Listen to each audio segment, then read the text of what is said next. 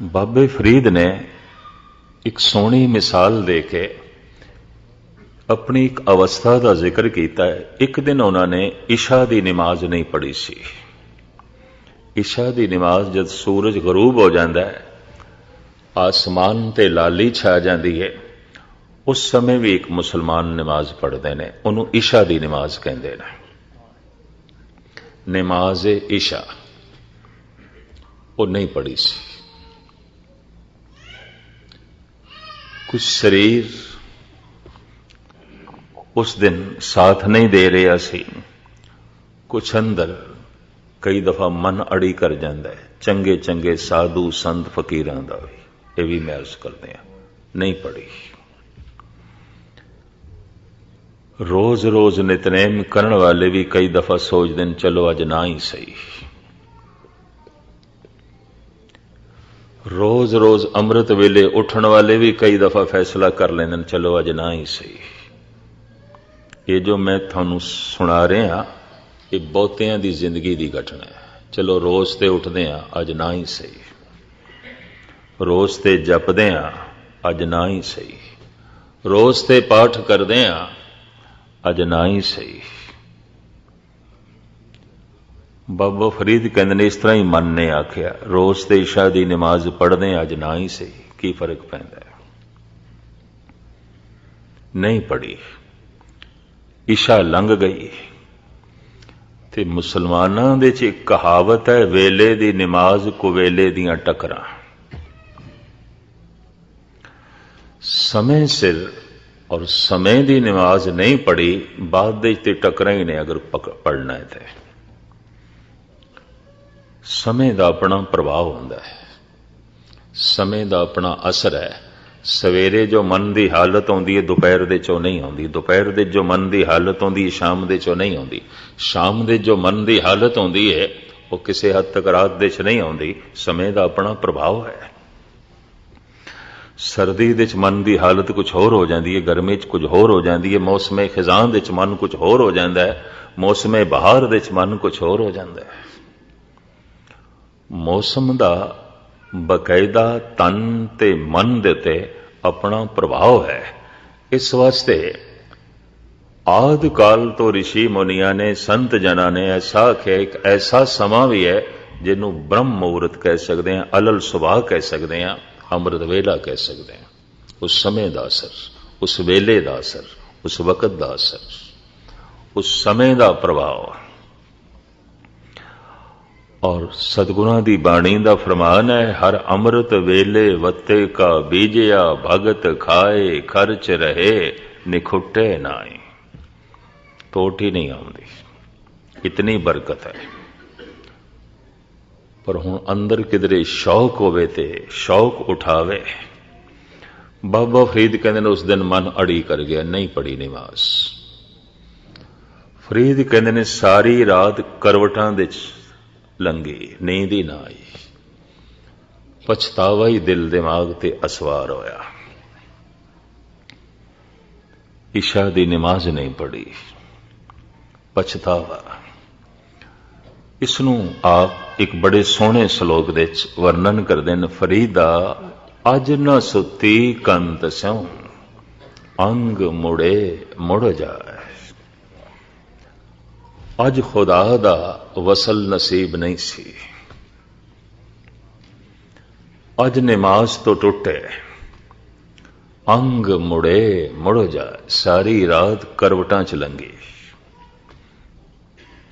ਸਰੀਰ ਦਾ ਅੰਗ ਅੰਗ ਦੁਖ ਰਿਹਾ, ਉਹ ਨੀਂਦਰਾ ਰਹਿ ਗਿਆ, ਪਛਤਾਵਿਆ, ਬੋਝ ਬਣ ਕੇ ਰਿਹਾ। ਜਾਏ ਪੁੱਛੋ ਡੋਹਾਗਣੀ, ਤੁਮ ਕਿਉਂ ਰਹਿਣ ਬਿਹਾਏ।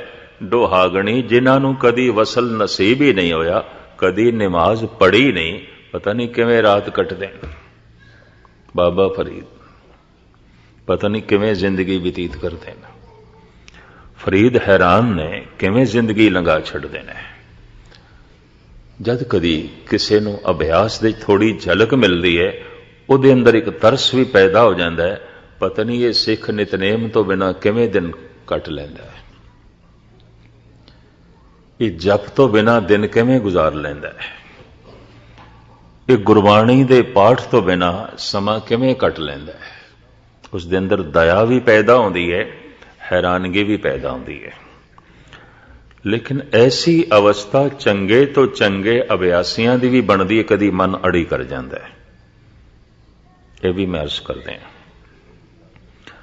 ਹੁਣੇ ਹੀ ਮੈਨੂੰ ਚਾਕਰ ਸਾਹਿਬ ਇੱਕ ਗਾਥਾ ਸੁਣਾ ਰਹੇ ਸਨ ਕਮਰੇ ਦੇ ਵਿੱਚ। ਬਾਬਾ ਸੁੰਦਰ ਸਿੰਘ ਅਲੀ ਬੇਗ ਦੀਆਂ ਗੱਲਾਂ ਚਲੀਆਂ। ਇੱਕ ਬ੍ਰਹਮ ਗਿਆਨੀ ਆਤਮਾ ਜੋ ਦੇਸ਼ ਦੀ ਵੰਡ ਤੋਂ ਪਹਿਲੇ ਸਰੀਰ ਛੋੜ ਗਏ ਸਨ, ਔਰ ਵਾਕਈ ਭੇਜੀ ਹੋਈ ਆਤਮਾ ਜਿਸ ਮਹੱਲੇ ਚੋਂ ਲੰਘ ਜਾਣ ਮੁਸਲਮਾਨ ਵੀ ਸਜਦਾ ਕਰਦੇ ਸਨ, ਝੁਕ ਜਾਂਦੇ ਸਨ। ਔਰ ਹਰ ਮੁਸਲਮਾਨ ਕਹਿੰਦਾ ਸੀ ਜ਼ਿੰਦਗੀ 'ਚ ਇੱਕ ਪੀਰ ਦੇਖਿਆ, ਜ਼ਿੰਦਗੀ 'ਚ ਇੱਕ ਵਲੀ ਦੇਖਿਆ। ਬੇਦੀ ਖਾਨਦਾਨ ਚੋਂ ਸਨ, ਅੱਠੇ ਪੈਰ ਭਜਨ ਦਾ ਰੂਪ। ਭਜਨ ਕਿਸ ਨੂੰ ਕਹਿੰਦੇ ਨੇ? ਬਾਬਾ ਸੁੰਦਰ ਸਿੰਘ ਨੂੰ ਵੇਖ ਲਈਏ। ਬੰਦਗੀ ਕਿਸ ਨੂੰ ਕਹਿੰਦੇ ਨੇ? ਉਹਨਾਂ ਦੀ ਤਰਜ਼ੇ ਜ਼ਿੰਦਗੀ। ਤੇ ਚਾਕਰ ਸਾਹਿਬ ਅੱਜ ਮੈਨੂੰ ਦੱਸ ਰਹੇ ਸਨ, ਸੁਲਝੇ ਵਿਦਵਾਨ ਨੇ, ਜਾਪ ਸਾਹਿਬ ਬਕਾਇਦਾ ਇਹਨਾਂ ਨੇ ਟੀਕਾ ਤੇ ਵਿਆਖਿਆ ਬੜੀ ਸੁੰਦਰ ਲਿਖੀ ਹੈ। ਗੁਰਦੁਆਰਾ ਸ਼੍ਰੋਮਣੀ ਗੁਰਦੁਆਰਾ ਪ੍ਰਬੰਧਕ ਕਮੇਟੀ ਨੇ ਉਹ ਛਾਪੀ ਹੈ। ਮੁਖਤਸਰ ਮੈਂ ਅਰਜ਼ ਕਰਾਂ, ਇਹ ਕਿਧਰੇ ਉਹਨਾਂ ਕੋਲ ਰਹੇ ਨੇ। ਮੈਂ ਤੇ ਕਿਧਰੇ ਇਹਨਾਂ ਨੂੰ ਇੱਕ ਸੁਣੀ ਸੁਣਾਈ ਗਾਥਾ ਸੁਣਾ ਬੈਠਾ, ਬਜ਼ੁਰਗਾਂ ਕੋਲ ਜਿਹੜੇ ਅਜੇ ਵੀ ਜ਼ਿੰਦਾ ਨੇ। ਇੱਕ ਮੁਸਲਮਾਨ ਫਕੀਰ ਸੀ ਡੇਰੇ ਦੇ ਕੋਲ।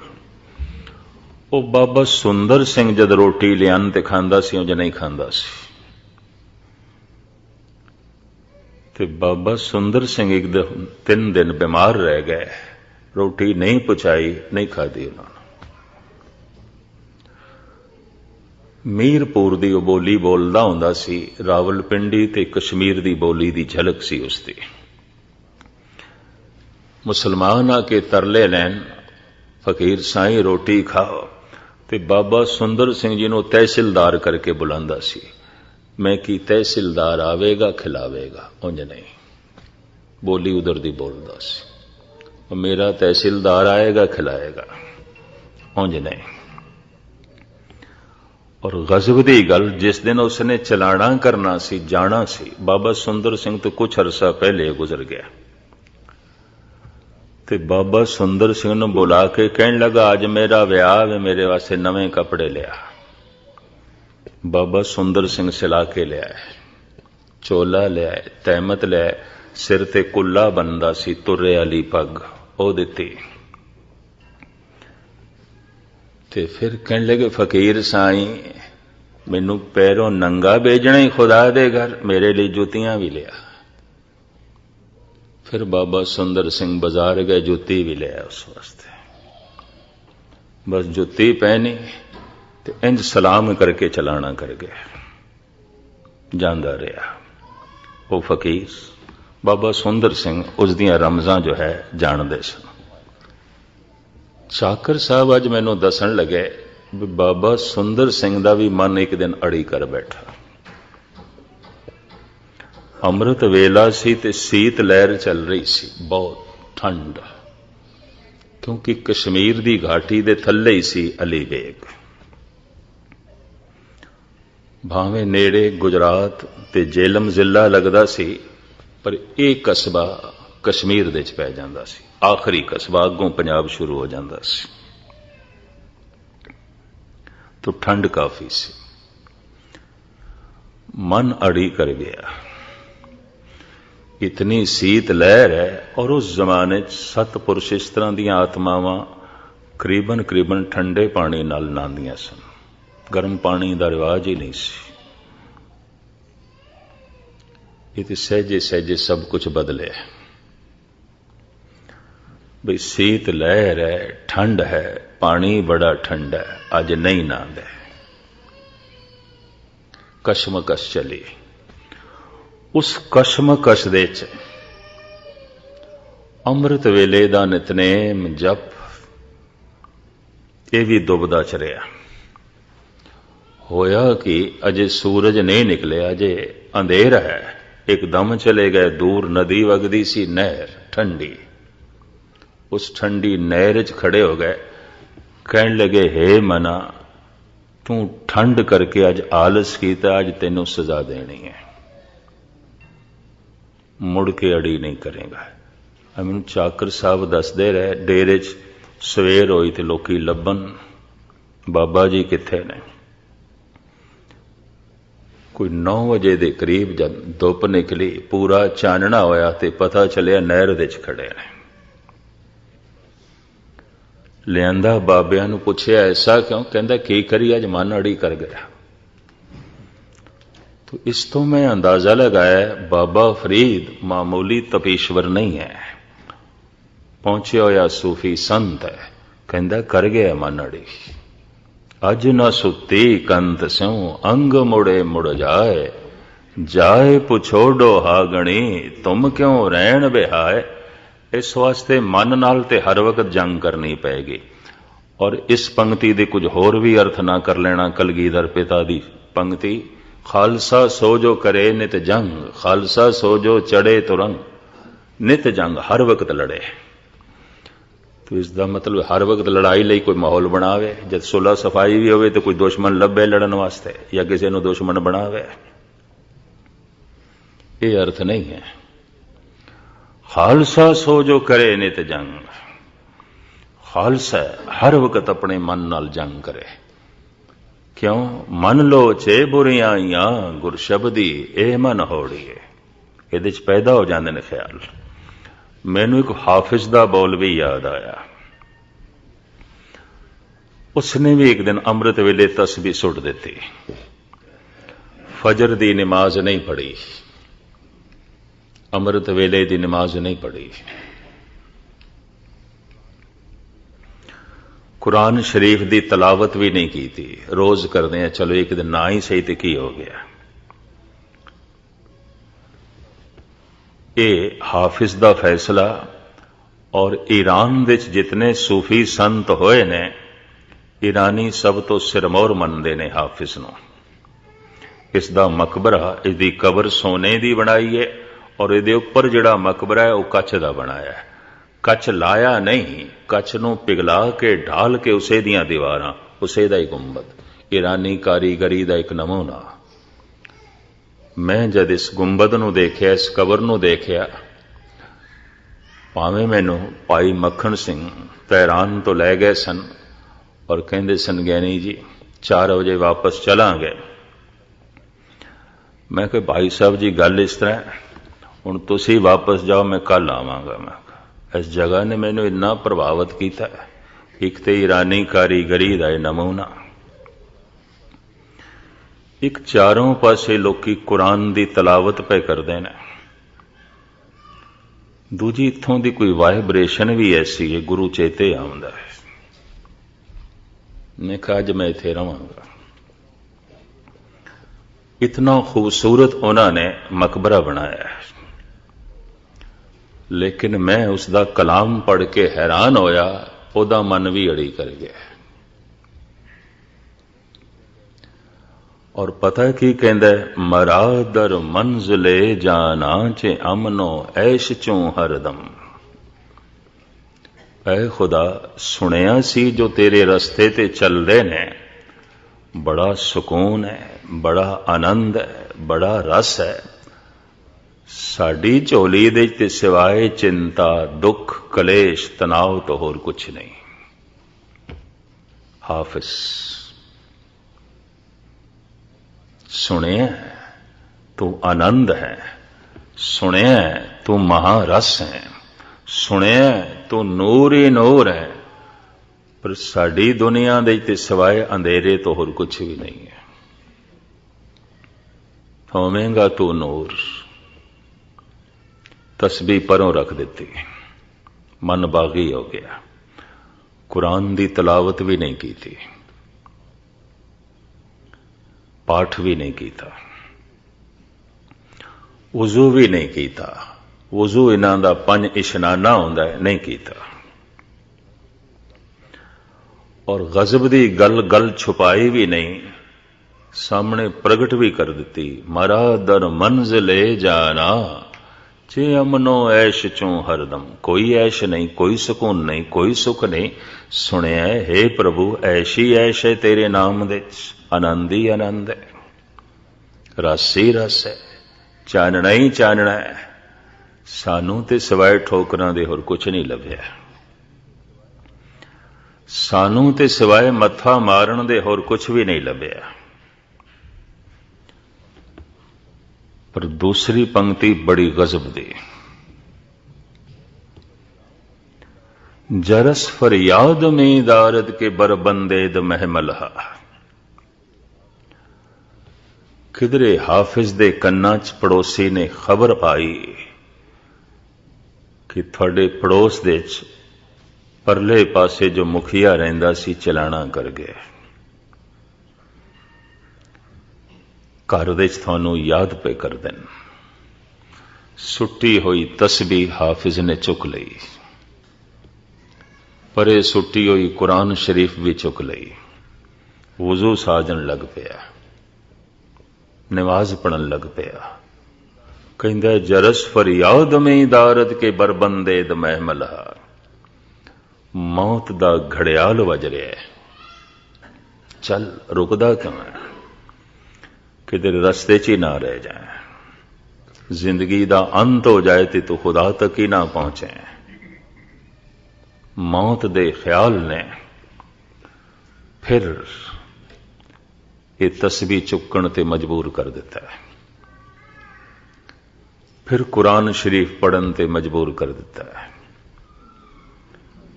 फिर मैं वुजू साजे और अगां चल के कहंदा है शबे तारीक बीमे मौज गर्दा वेचो नहीं आयल, कुजादा निंदे हाले मां सुबुक सारा ने साहिल हा। कहंदा खड़ा मैं उरारां ते पारला कंडा ते मैनू दिखाई नहीं देंदा। संसार दे च मैं खड़ा, निरंकार दी ते कोई समझ कोई नहीं, कुछ भी झलक नहीं। धन दे च मैं खड़ा, धर्म दा ते कोई बोध नहीं। पदार्थां दे च मैं बैठा हां, परमात्मा दी ते कोई समझ नहीं। प्रभाव दे च जी रहा मैं संसार दे, खुदा दा ते कोई प्रभाव नहीं। परला कंडा मैनू नहीं दिखाई देंदा, भाव खुदा नहीं दिखाई देंदा, कुछ समझ नहीं, कुछ पता नहीं। शबे तारीक बीमे मौज गर्दा वेचो नहीं आयल, पारला कंडा भी नहीं दिखाई देंदा ते शबे तारीक रात भी हनेरी है। ते दरिया दे च घुमण घेरी भी बड़ी है, ते पार जाण दे शौक करके भावें कंडा मैनू नहीं दिखाई देता। खुदा दा एक शौक, भावें खुदा दी समझ कोई नहीं। चल पिया